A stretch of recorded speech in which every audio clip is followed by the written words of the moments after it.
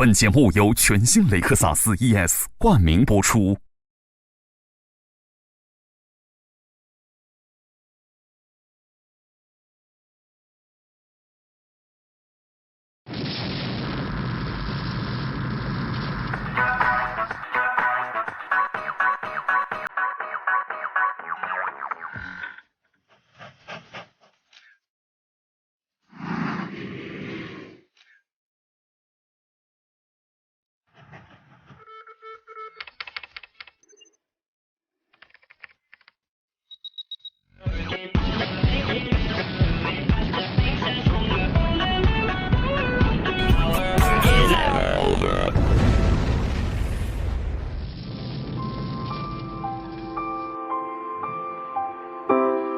Yet none of these things exists outside the stories that people invent and tell one another. There are no gods in the universe. No nations, no money, no human rights, no laws, and no justice outside the common imagination of human beings.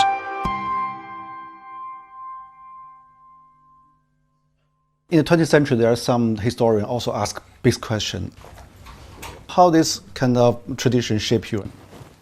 And if you forget that humans are animals, you will never understand humanity, you will never understand human history. But my strength is that I still see the fictions, stories, their immense impact on human history. Wars and countries and economics is also shaped by imaginary stories in people's mind.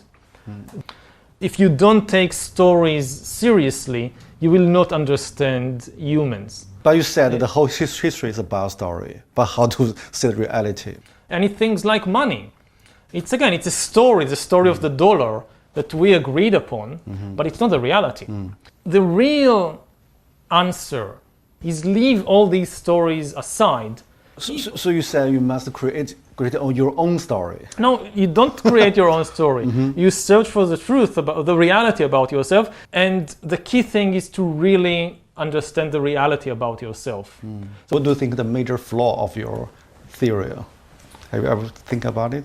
Of my theory? Yeah, your perspective. You try to explain the whole world, the history, but what's the major flaw in the process? Well, if I knew the major flaw, I would have corrected it. But there are definitely flaws. I mean, do you have any kind of worry?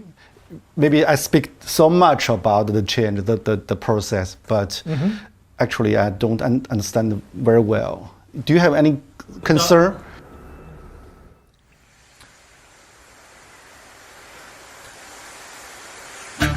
与我同年出生的赫拉利，似乎可以将一切自圆其说。他认为凡事都是虚构的故事，包括我笃信的人文主义。相比他的确定答案，我缺少反驳的方式。让我尤为沮丧的是，他对人类精神力量的矮化。他那个呼啸而来的信息，好多人都不知道怎么反驳，就媒体就跟着他就走了。关键那些领域太复杂了，我也不懂。我真的是，就是自己也无知嘛，不知道怎么去提出更强有力的批评，没有，不知道，只是直觉上的感受。就是您觉得他给了那么多笃定的答案，其实不是答案。你看塑料袋飘过来，好漂亮啊，是吧？你看，捕捉一个，这集就叫答案在风中飘。真实的答案。对对，我觉得答案在风中飘，多好！每一次对话都是一次意外的相遇，彼此的探测，不可避免的不安，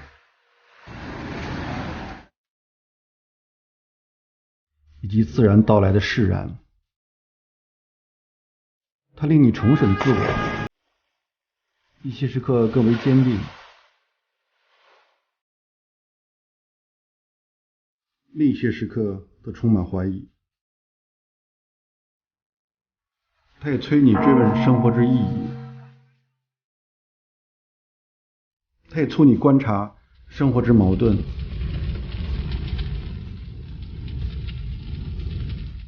高速变化的时代与个人意义危机的并存。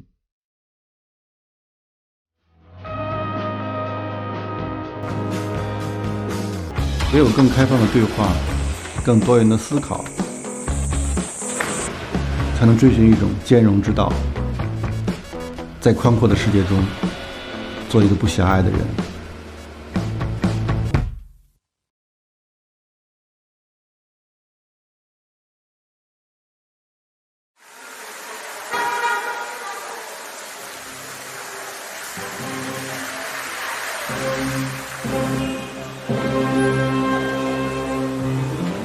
我领教过奈斯比特的乐观。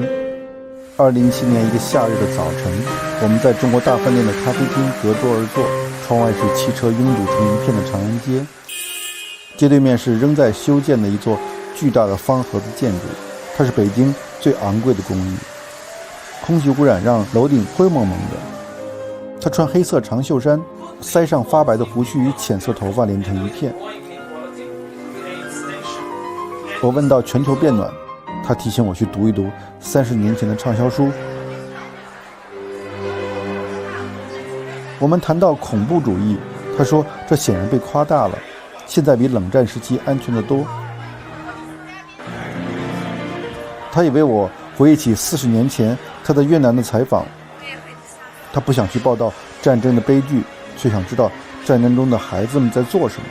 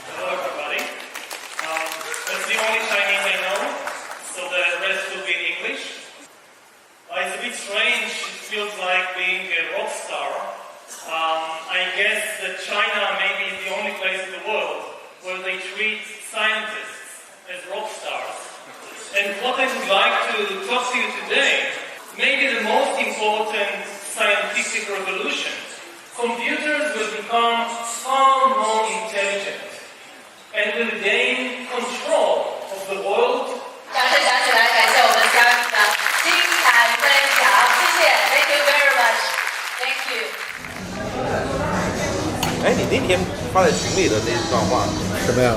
就是你发在我们群里的。我说什么？他许诺对复杂历史的速成理解，人的价值贬得一钱不值。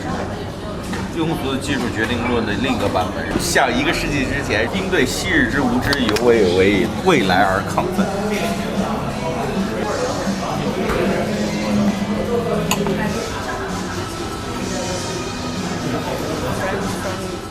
A different place.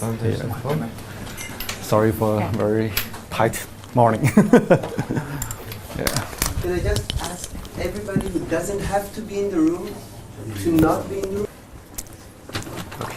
Thank you. Do you feel bored? I mean, so bored? many questions.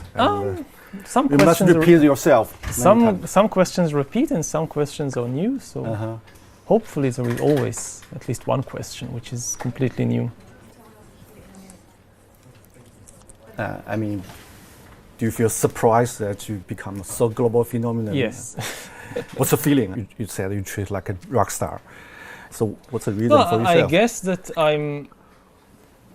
the kind of questions that interest me are now very relevant to people all over the world. And I engage with them in accessible language that the general public can understand.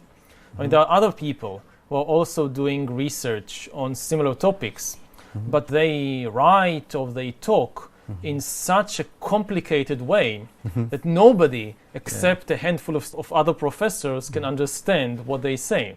And they reach new insights and new theories. And then you need people like me who take these insights and theories and bring them to the general public.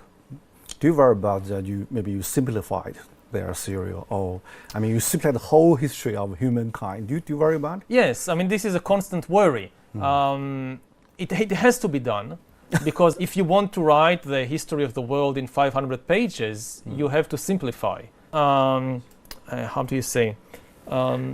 throw away the baby with the bathwater.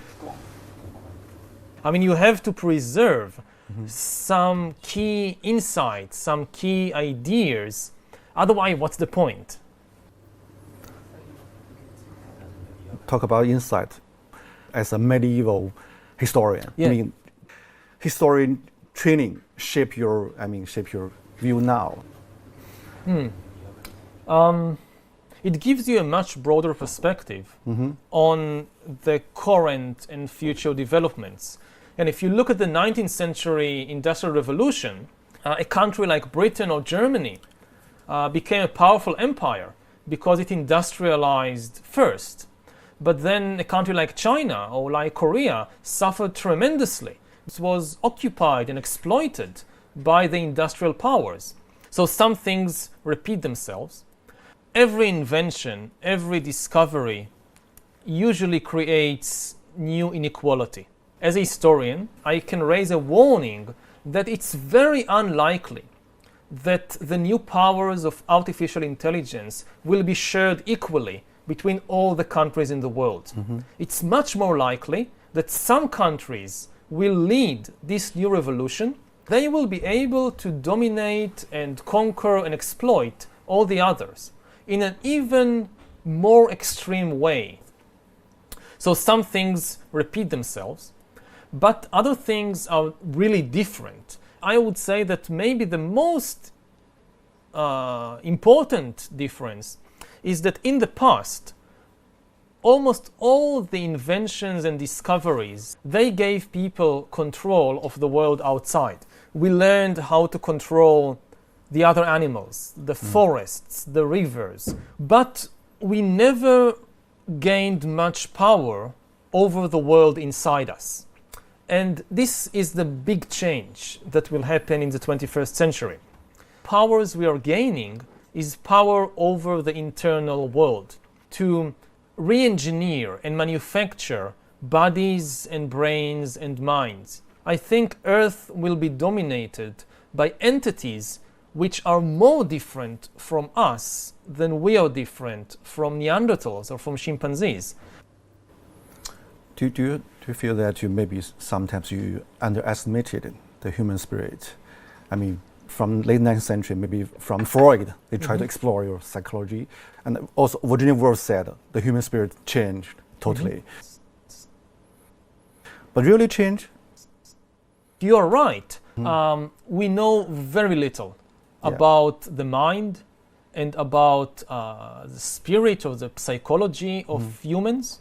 It won't prevent us from gaining immense manipulative powers over ourselves. And this is one of the dangers. We had control, we had power to manipulate the world outside. We didn't understand the ecological system. And the same thing may happen with the world inside.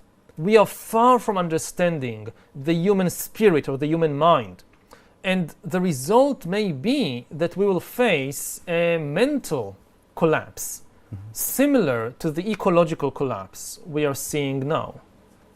I think we are facing the danger of the distractions. Maybe human spirit is much more adaptive than we think and we imagine. It is very adaptive. That's certainly true. And we see it here that we still have the Stone Age bodies and Stone Age brains, and here we are flying in airplanes and then living in big cities and so forth. So we have an amazing ability to adapt. But what we see is a process of domestication of humans. We adapt the abilities that the economic system needs from us, the political system needs from us, but we neglect many other potential abilities that are deteriorating. This is what happened to the other domesticated animals. We created cows that produce enormous amounts of milk, but otherwise they are far less capable than wild cattle. Now, what the economic system needs from us is to constantly connect to the communication system. And all the new technologies, what they are doing is drawing us out of our body, disconnecting us from our senses, from our body, and connecting us instead to cyberspace. If you don't feel at home in your body, you will never feel at home in the world. My impression is that the number one cause for the feeling of alienation and stress, which has huge economic advantages, but the mental price is very, very big.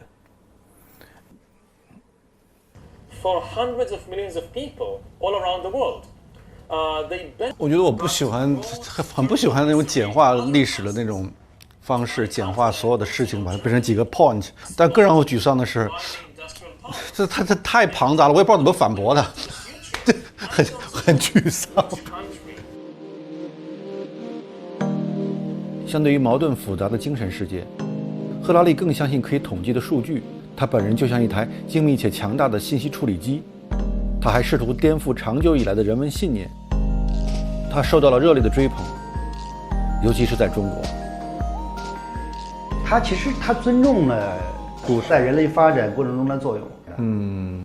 他的观点不就是说，进入工业社会之后，宗教这个故事已经讲不下去了，才出现了人文主义嘛，对吧？在未来讲说，人文主义也讲不下去了，也就是人类需要新的故事来把自己的存在说圆了嘛。14年出版之后，什么日开始意识到这个书卖的真是很好了？如果我现在在这说，当时我就认为它能卖，我就想好了，这都是吹牛的，事后马后炮，对吧？一开始推他的人并不是说历史学界的人，一开始推他的人，您猜都猜不到，是创投圈。我这个好像印象里，创投圈的广泛推荐，几乎就是无人不谈嘛。所以其实一本历史书被那么多的能赚钱的人或者正在赚大钱的人推荐，那么不挣钱的人、挣小钱的人肯定得趋之若鹜啊，说这里面一定藏着什么秘密呢？但实际上什么意思呢？我觉得这个赫拉利的人类简史通过一些似是而非的线索，用这个故事来强调了人类的协作能力，虚构能力，共同想象力，是这个人类统治这个星球的一个基本的一个大逻辑嘛。他谈的这个事儿，在过去企业界就一直有这个东西，在企业内部应该被叫做为企业文化和愿景，对吧？就这两件事嘛，对吧？但是书买回去看的人这么多，在线知识付费打开率只有15%，其实图书打开率更低，书的完阅率其实可能不到2%，但是它就是因为我有了，并且我知道大概是什么意思，在饭桌上或者在某些场合下可以聊一聊，大家在这里面找到了身份的认同，比如说我们是这一类人，我们关心我们怎么去塑造我们这个企业的共同想象力和虚构能力，我们的企业的愿景是什么样子的，然后所有人都在一起用某种似是而非的暗号在对接，说碰一下说我们是这一波人啊，没错，对，确认过眼神，我们是一波的哈，而且你创造了一种新的模式，对，这些企业家创业者明明都不读书，然后都喜欢讲宏大的历史，都上来就人类开始演化，对，讲就是用一种似是而非的知识把他们都笼罩在一起，他们也自我感觉很良好，对，实际上是对于未来的这种窥探欲望太强烈了，都希望弯道超车，希望赢在起跑线，凡事预则立，不预则破啊，就是大概这意思。我再给您回溯一下啊，它不仅仅是这本书上表现出来中国人对于未来学的热情，从上个世纪80年代这个70年代吧，莱兹比特的大趋势就比美国卖得好，然后尼格罗庞蒂的这个数字化生存，然后到 KK 的失控，哪一本书都是啊。因为突然在一本书里面挤下了他认为的所有的知识，寻找一个单一结果、单一答案的方式。对于赫拉利的这种热捧，其实都是这种力量在驱使，他就有点求神问佛的那个意思。就是我告诉你是什么，你就这是你的答案。他不强调批判性的思维，对批判性的思维是不够的。我突然想起他是为什么让我不舒服。他某种意义上看起来很庞杂，但他其实提供了一套有点封闭的历史观的。对，它不是因为历史本身是开放的嘛，因为我相信历史是开放性。对。但是开放性对于很多人来讲是太难以接受了，这个事情太麻烦了。对，一个封闭性的线对它是很重要的，很多人。用赫拉利的观点来说，我比较认同的就是，技术的高速发展，它解决了很多就所谓的那个无用之人的基本需求。也就是就像那个超级玩家嘛。对，就可以沉迷在那个世界里面，在那个世界里面，对，它满足了一大部分的需求。在你的世界里面可以定义，你可以玩各种游戏，然后你在里面你说了算。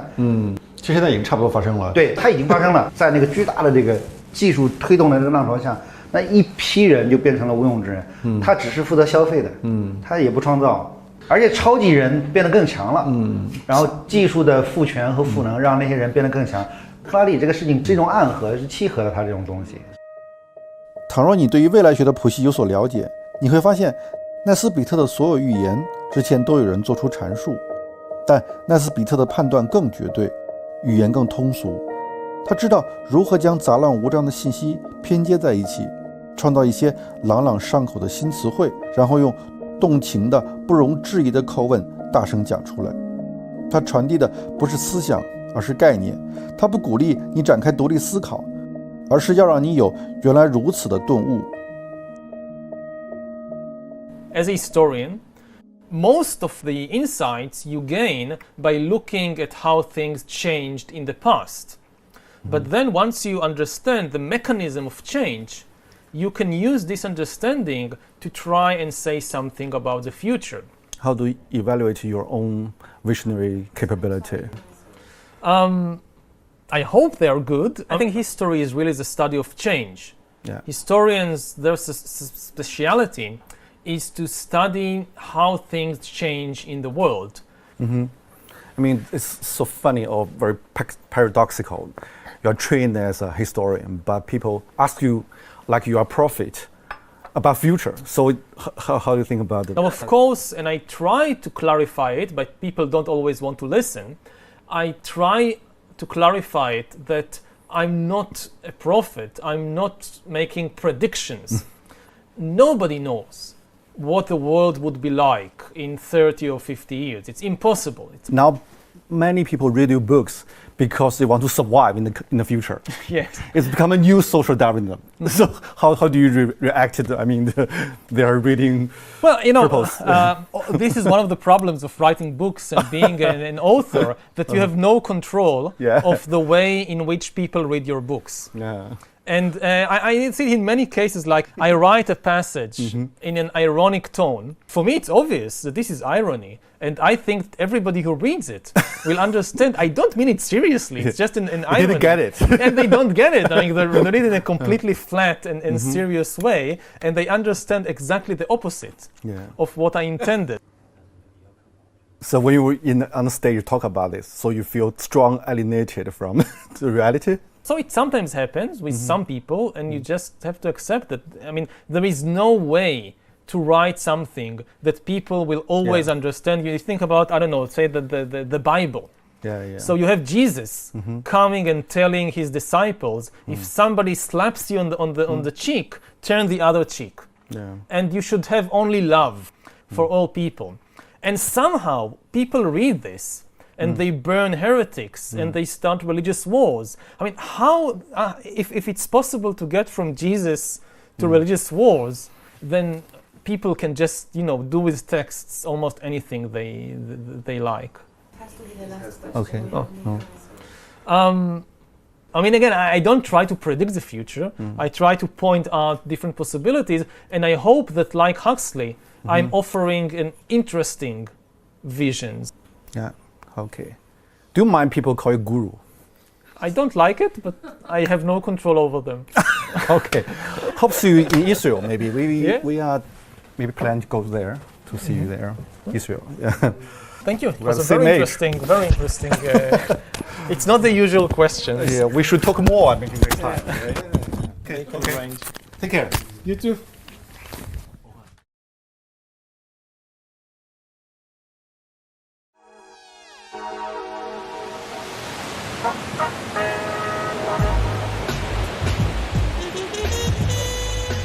比起所受的中世纪历史训练，赫拉利更像一个将前沿科技与宗教预言相结合的现代guru。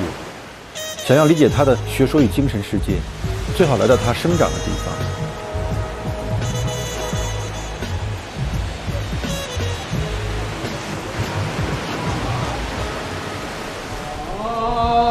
爱你中国，我爱你中国。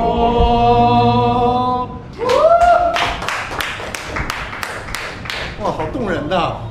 哇，好感动。来这里吃饭的以色列人多吗？犹太人？阿拉伯人根本上就没有，但是犹太人很多。我有几十年的客人，几代人都在我这里吃饭。当时79年来说，这里危险吗？这里问题多吗？以色列一直都有问题。到今天为止，昨天为止都有问题。这个阿拉伯世界的冲突，几次以色列的战争我都在这里。1982年的打黎巴嫩。对。那个时候打黎巴嫩的时候，很多人，美国来的，其他国家来的犹太人，他们在街上里被等，以后就有车子把他们送走，送到前线去。我问他们我自己愿意来。这边也有自杀性爆炸吗？很多，这个我亲眼看到的。在哪里？什么样子？这里39号。39号。这旁边那里。晚上也是爆炸了，他2个公交车啊。他等那个公交车到站的时候，这个公交车到站，那个恐怖式的引爆，2个公交车的人死伤很多人。他爆了以后，还有第2个人看到你们很多人在这里，第2个人进来爆了。什么时候爆炸最严重啊？一直都有。我们都已经怕。现在是少一些了，是吧？没有了，根本上没有。现在没有了。是因为建那个墙，是不是？是，很有效，是吧？有效。但是巴勒斯坦人就很愤怒嘛，建这个墙，把人与人之间都分开了。以前有圣经记载的时候是犹太人的地方，后来犹太人2000多年的时候，他们这人就散掉了，逃到全世界的地方去了。以后阿拉伯人进来这里，生活了1000多年，他们也是当这里是他们的一辈子，他们的家。所以我觉得应该有和平的一点，大家都应该互相体谅一下。大家互相残杀，这不是一个好的解决方法。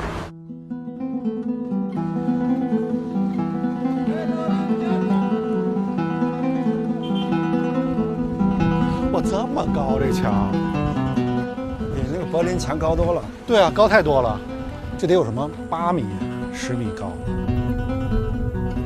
耶路撒冷是一座有着3000年历史的古城，也是犹太教、基督教、伊斯兰教的发源地。一个小平台，你望出去，居然可以看到2个宗教的地标性建筑物，一个呢是西墙，一个呢是金顶。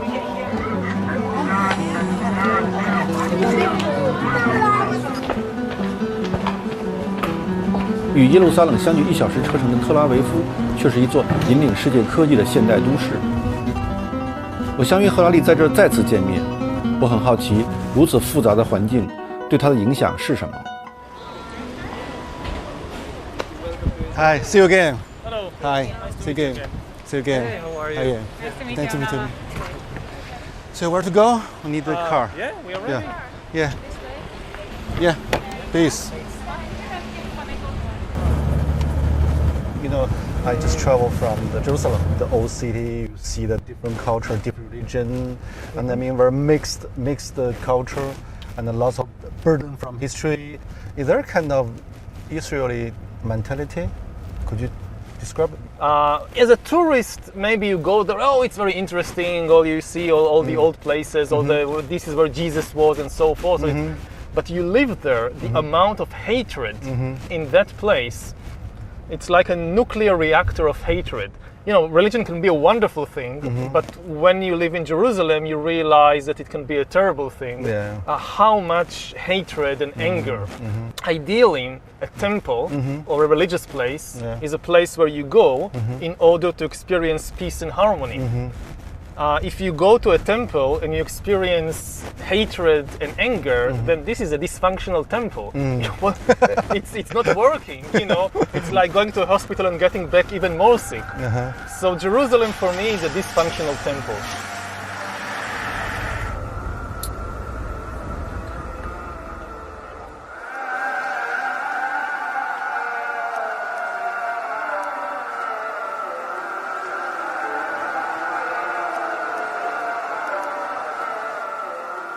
How this kind of things shape your mind, shape your... The influence on me, if this is what you ask, it obviously has an impact. I mean, if you live in a place like Silicon Valley, maybe you can have this kind of utopian vision of a world governed by science and by rationality and things like that. But if you live in the Middle East, it's obvious to you that you cannot escape this tension, because all around you people are killing each other because of their belief in fictional stories. So it's very clear to you that fiction is an extremely powerful thing.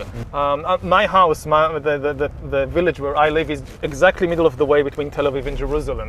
On the one hand, I'm very connected to this world of Tel Aviv. Yeah, modern technology, modern technology, high tech, all that. And on the other hand, very connected to Jerusalem with all the religion and mythology and especially this is why I think much of my writing and scholarship is about this tension between the modern world of the 21st century and artificial intelligence and all that, and on the other hand the still great impact of all these mythologies and fictional stories and religions. When did you notice the tension?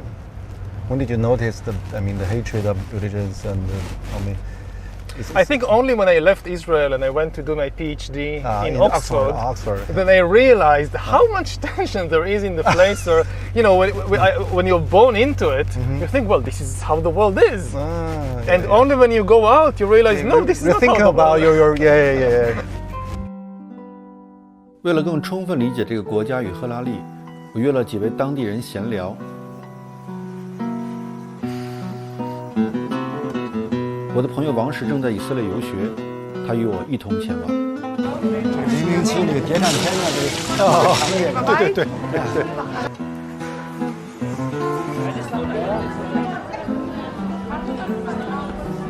第一位是阿拉伯律师。Nice to meet you. How do you think about the Jewish people? I mean, the Jewish come back. Take the city, they become a new authority. Is understanding or for you not? For me, I don't have a problem with the religion about the Jews. And they was living here before the occupation, and we have places that they are neighbors of the Arabs, and they don't have any problem with the Palestinian here. Before the occupation, when they kick them out from Europe and receive them, and later they are get of this country. But after, it's begin the problem. When I talk with the Israelis, most of the people, they have this stereotype. We really feel that. When they talking with me, are you real Arab? Yeah, I am Arab. Are you born here? Yes, I am born here. You know, here, the thing that it's helped me to live here in Jerusalem, it's how I look. According to the stereotype of the Israelis, I'm not look like the local people. The local people have to be dark skinned, not handsome person. And also my accent is good in Hebrew. You speak Hebrew? Yeah, of course, because I'm a lawyer. And in a good accent. So what's your nationality? Nationality, I don't have any nationality of any country. It's just residency. If I pass something, if I travel more than 3 or 7 years out of Israel, so they can get the ID, my ID. It's mean they can kick me out anytime. Like that we live. Do you have any solution? I mean, actually, I don't see any solution. I am born here and I love this country. I will not pass to anywhere.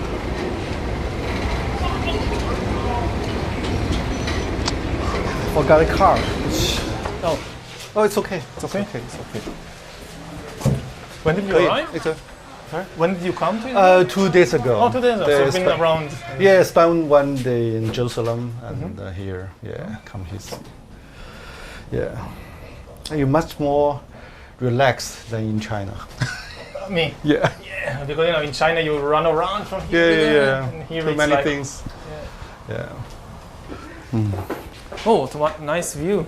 You want some water? Yes, Some water would be nice.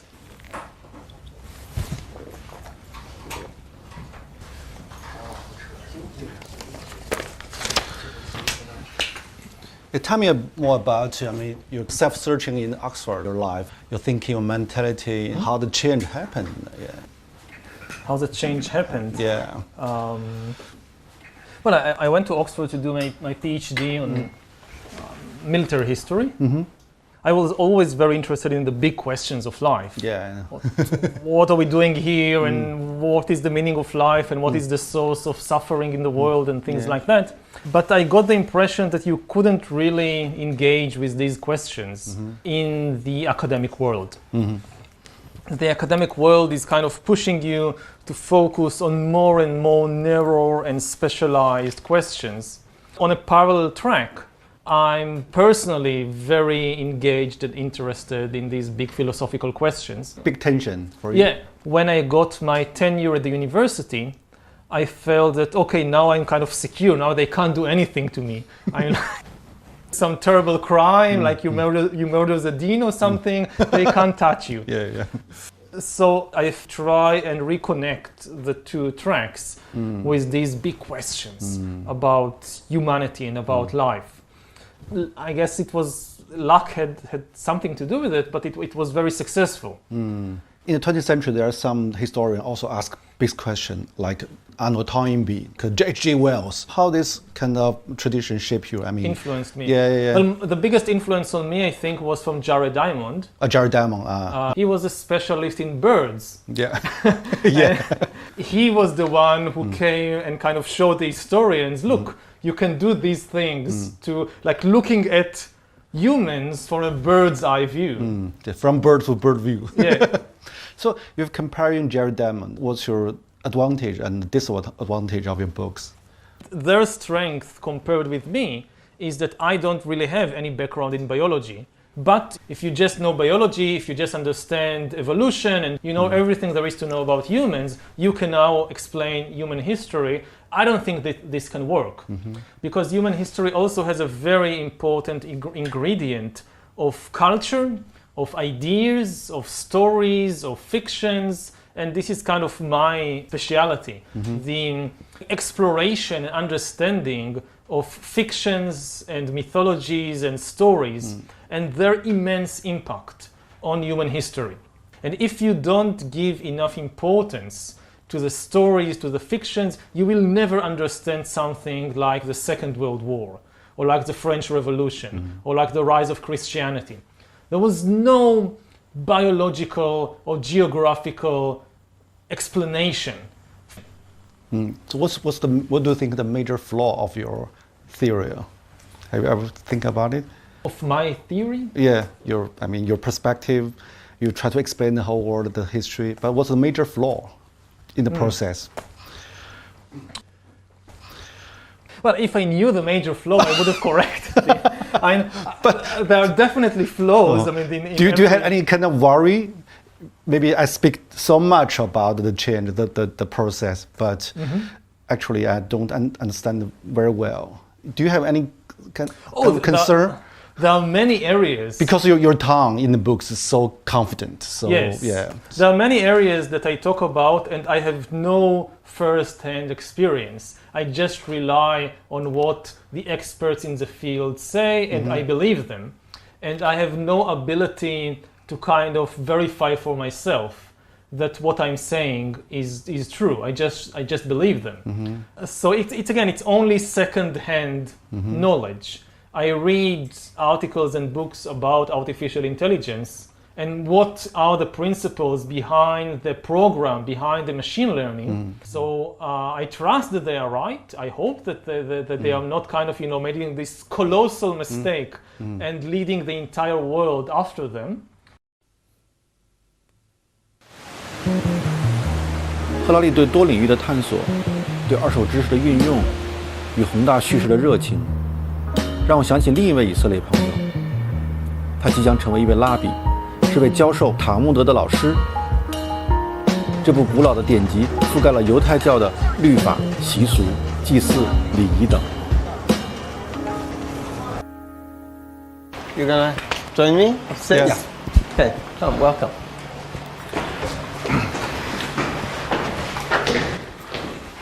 I 我还挺爱去人家混的。Welcome, welcome, everybody. Maybe say something about yourself. You're from Dutch? Well, I am from a Dutch-German family, but I was born here. Nowadays, I'm studying to become a rabbi, conservative rabbi. How could one be a rabbi? You have to study and you have to pass exams. You compare with the priest for the Christian, similar things or not similar? I mean, the role they played in the social society. I think you know, you are the spiritual leader of the people, and it's a very important job because you're working with people. For us, for outsider, the Jewish education seems very interesting combination. On the one side, it's quite religious. You stick some everlasting truths. On the other side, the Jewish people seems very open to new technology, new knowledge. So how to explain the combination of this kind of paradox? You know, if you read the Talmud, you can see in the Talmud that they already were very much open-minded. They had already broad knowledge. They didn't say, oh, we only have to confine ourselves to one knowledge, which is the Jewish. We have to understand everything because life is about everything. Talmud is a lot about discussions, open discussions. We bring different ideas and, oh, you heard a story that came from another country. How do we relate to that story? Is it relevant to us? I think that in the Jewish philosophy, and you have to listen to everything, understand other cultures, other people. 2,000 years ago, we were fighting amongst ourselves. And because we were fighting, you know, there were splits in the people, the temple was destroyed. So, you know, I think that the big issue of today is how do we build bridges? You know, how do we educate the next generation so we build bridges to people who are different than us? And how the Jewish people deal with the trauma? I mean, teach the kids to know the trauma, to know their past. We realized that the stories are very, very important. Everybody started talking about it and understanding that it is important to discuss it. Do you think that Israel today still facing kind of existential crisis? I want to believe that not. I think that, look, there are people in the world that say that they want us to disappear. But I don't think that, you know, practically it's possible. But human beings are not always predicted. What we learn from history is that human beings, that people, never learn from history. So history can often repeat itself because we just don't learn. So we don't look with open eyes of what happened only a few years ago and say, okay, let's do it differently. So I don't know. You know, I don't think that we are today on an immediate threat. But of course, Israelis feel that there is a threat. But I hope and I believe that we are strong enough and we'll be okay.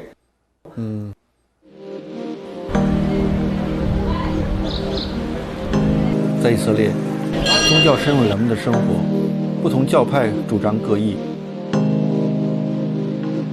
The fulfillment of my people's prayers for 2,000 years, 3 times a day. The Jewish. 海雅是一位有着3个孩子的正统教犹太人。Do you still feel lots of dangers everyday life in everyday life? You know, there was a time when there were a lot of car rammings going on in Jerusalem, where terrorists would ram their cars into children. That was a scary time. I was, you know, my kids would go to school in the morning and I would literally cry with fear. That's not been happening in the past couple of years, so it's a quieter time right now. So I don't feel fear. I let my kids roam around freely. From your point of view, how to, settle the huge conflict between Israel and Palestine is possible? I mean, during so long time. Right. I think with the consciousness that we have today, it's not so possible.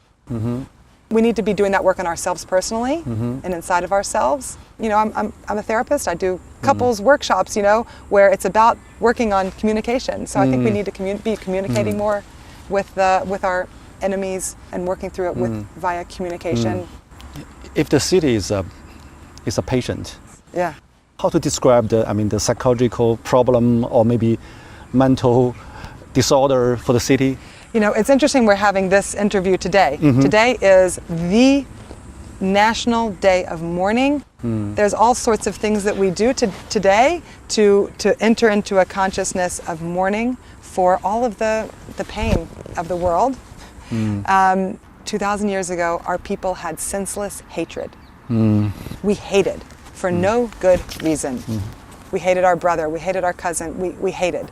And for that, our national story goes, our temple was destroyed and the Jewish people were dispersed all over the world because we could not love each other. That's our psychological ailment is hate. And so the fixing of that is going to be love. It is love, senseless love. What does that mean and how do we do that is a whole other question, but I think just having that awareness, and we're trying to learn how to love senselessly. Wow. I know that seems like a little bit like theoretical maybe, but I think it's true. I think that's where we have to start. So in your book, you also mention about the global meaning crisis. Actually, people don't know who they are and they lost identity. So how to cope with it, from your point of view? How to deal with the phenomenon? We can't come back. We can't go back. We can't go back. This should be very clear. Yeah, we must create new. Yeah, what's new? What's the new meaning? I think that always the key is to get to know ourselves better. When people ask what is the meaning of life, they usually expect to be told some story about the universe, which gives them some role to play. You have the Jewish story, the Christian story, the national story, but all these stories are false because the universe doesn't work as a story. It exists today in the world, not Israel, not Japan, not Greece, not Egypt. None of them existed 5,000 years ago. Humans coming out of Africa, the first cave art, the farming, the invention of farming, of agriculture, the invention of writing, of money, the first cities, all these things happened long before any of the nations that today exist appeared. So none of them offers you an eternal truth. And I think that what the real answer to this search for meaning is leave all these stories aside. And the key thing is to really understand the reality about yourself. So there are many tools to do it, from meditation to the tools of science, that to really explore what is the body, what is the brain, what is happening within me. If you really know the truth about yourself, I don't think that you need any of these stories anymore. So you say you must create your own story. No, you don't create your own story. You search for the truth, about the reality about yourself. But you said the whole history is about story, but how to see the reality. But people never live in the kind of true reality, mostly fictional. Yes, as I said, in order to live in society, in order to have a functioning social order, you must have all these kinds of stories. They're useful as tools. You cannot build societies without a story in which people believe. But it's the same in the case of entire nations and religions. You can't organize millions of people together if they don't agree on some common story and common laws. So we need these things. But they are just tools. They are not the ultimate reality. If you mistake these imaginary stories for the ultimate reality, then you will never know the truth about yourself, and you will start usually sacrificing people for the sake of imaginary story, like what is happening in the Middle East all the time. 它算一种启蒙啊，让你想这些问题 AI 什么问题，但是大部分情况下大家不会真的想嘛，大家只是盲从某种新的说法而已，新的流行而已，它不是催促你更复杂性的思考，或者说要面对自己的很多问题，它更像是一种抚慰剂的方式。启蒙还是要很多自我发现的觉醒。你看那个乌鸦在上面，下面卧虎藏龙，哇，好漂亮！你从建筑形上显然它是有点博采众长，就有点和像他要把其他的宗教大同是吧？完全大同在这儿。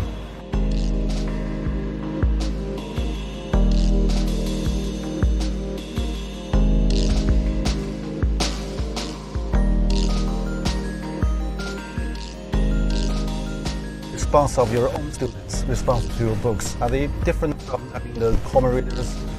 It depends. I mean, one of the things that really characterizes Israeli students, they have absolutely no respect for authority. It's good for you. Yeah, it's very good because the discussion is very lively. Nobody is afraid to voice their opinions. Like I was abroad in several places in the world. Where students, their respect to the authority of the teacher is so big, they will be too much afraid. So kind of the discussion in class is very subdued. Either nobody says anything, or they just repeat whatever you say, or they say what they think that you want them to say.